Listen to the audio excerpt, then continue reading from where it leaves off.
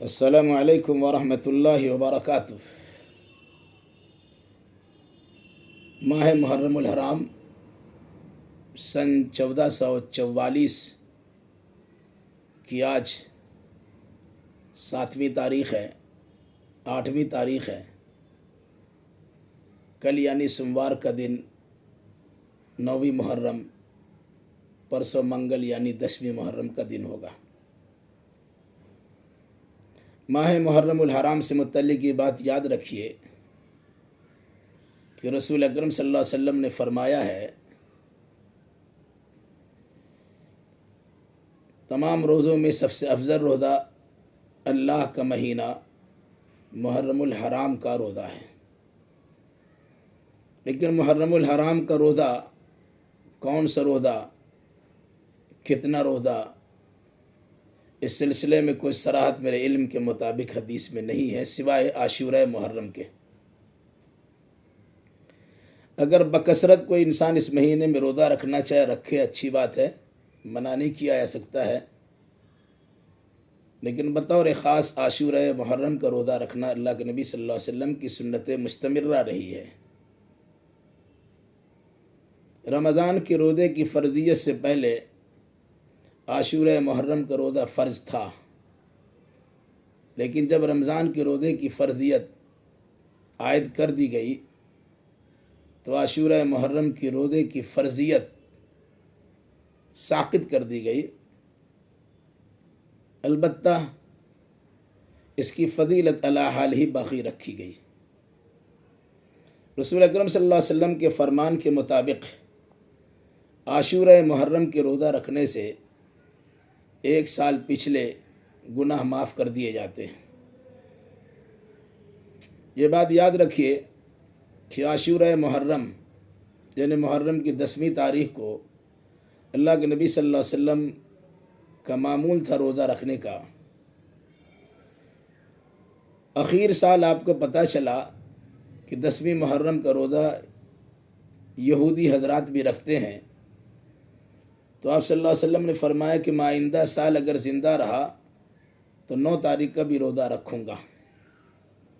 یعنی یہودیوں کی مخالفت کی جائے گی اور عاشورہ محرم کا روزہ 1 نہیں بلکہ 2 روزہ رکھا جائے گا۔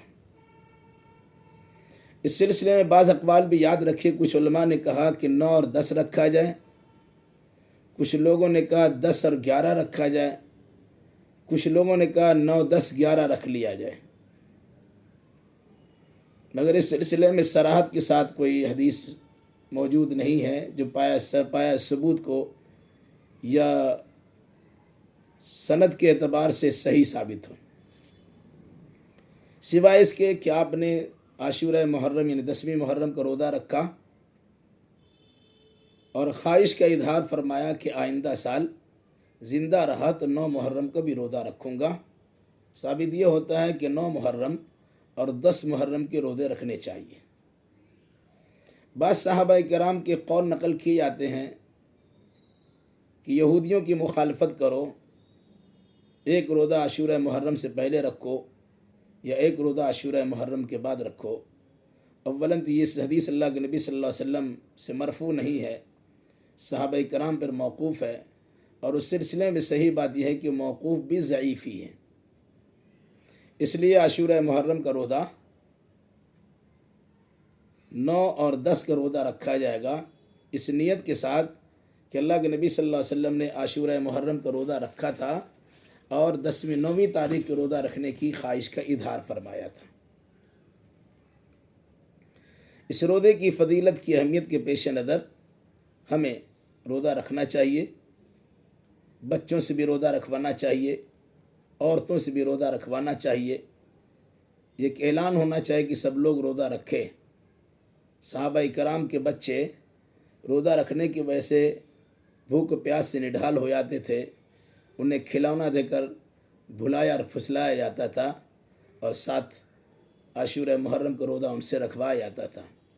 آج ہم بڑے بڑے لوگ روزہ نہیں رکھ پاتے ہیں۔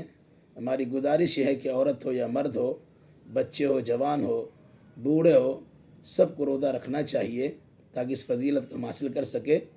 اس سلسلے میں جتنی باتیں بیان کی جاتی عاشورہ محرم کی فضیلت کے عنوان سے بڑے بڑے واقعات اور کہانیوں کا تذکرہ کیا جاتا ہے، یاد رکھیے گا سوائے فرعون کے ظلم و استبداد سے موسیٰ و بنی اسرائیل کو نجات ملنے والا واقعہ کہ کوئی دوسرا واقعہ صحیح نہیں ہے۔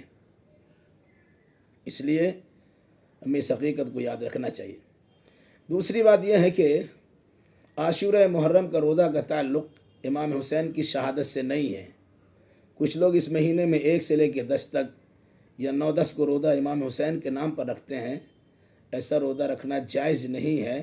یہ اللہ کے لیے روزہ ہوتا ہے، کسی غیر اللہ کی روزہ نہیں ہوتا ہے۔ اس مناسبت سے یہ روزہ اللہ کے لیے ہونا چاہیے، امام حسین کے نام پہ روزہ نہیں ہے۔ وہ بھوک پیاس کی حالت میں جام شہادت کو انہوں نے نوش کیا تھا، اس لیے ہم بھی روزہ رکھتے ہیں۔ اس کا کوئی اس سے ثبوت نہیں ہے کہ 50 سال پہلے اللہ کے نبی صلی اللہ علیہ وسلم نے عاشورہ محرم کی فضیلت کو قولی اعتبار سے بھی اور عملی اعتبار سے بھی امت کو سمجھا دیا تھا۔ ایک بات یاد رکھیے، عام طور سے رمضان کے دنوں میں سحری کا اور افطار کا بڑا اہتمام ہوتا ہے، مساجد سے اعلان پر اعلان ہوتا ہے جو خود قابل تردید ہے، مگر اس کے باوجود انسان کے لیے آسانی رہتی ہے۔ آج کل ہوتا کیا ہے کہ روزہ رکھنے والے روزہ تو رکھتے ہیں، لیکن سحری عام طور سے اس وقت تک کھاتے رہتے ہیں جب تک کہ آپ کے علاقے کی مسجدوں میں اذان نہ ہو جائے۔ تو یاد رکھیے گا، عام طور سے مساجد میں اذان سحری کے ختم ہونے کے 20-25 منٹ یا آدھا گھنٹہ کے بعد ہوا کرتی ہے۔ اس لیے میری گزارش یہ ہے کہ عاشورہ محرم کا روزہ اس وقت میں اس سال اگر آپ رکھ رہے ہیں تو آپ کو 3:52 سے پہلے کلکتہ اور کلکتہ مضافات والوں کے لیے یہ وقت ہے، 3:52 سے پہلے آپ سحری ختم کر لیں۔